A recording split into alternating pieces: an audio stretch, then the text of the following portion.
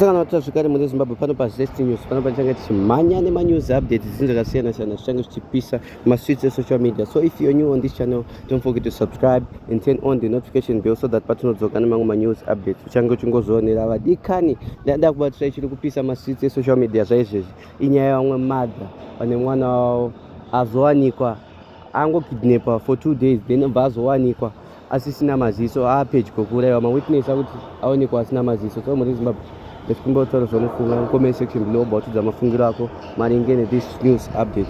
And firstly, satakula dzekoko yakula dzenya face ukubeka sini uyabatwa red-handed ari mumba memumwe murume achipocha mukadzi wemunhu muri Zimbabwe. Much love, enjoy this video and comment section below. Much love.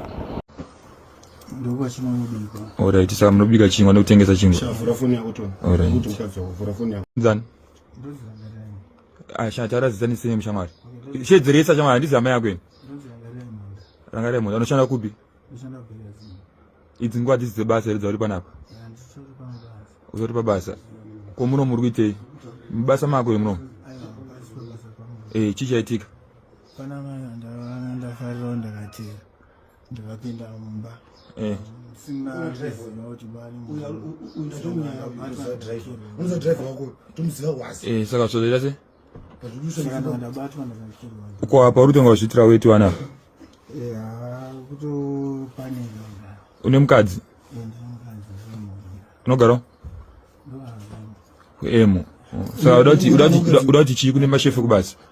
Kune mashefu kuboto ndakanganisa kongoye basa. Mashefu kubasa kupi?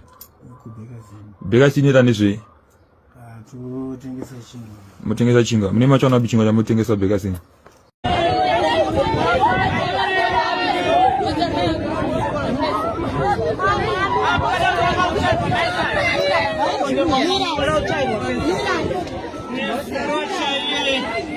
Mira.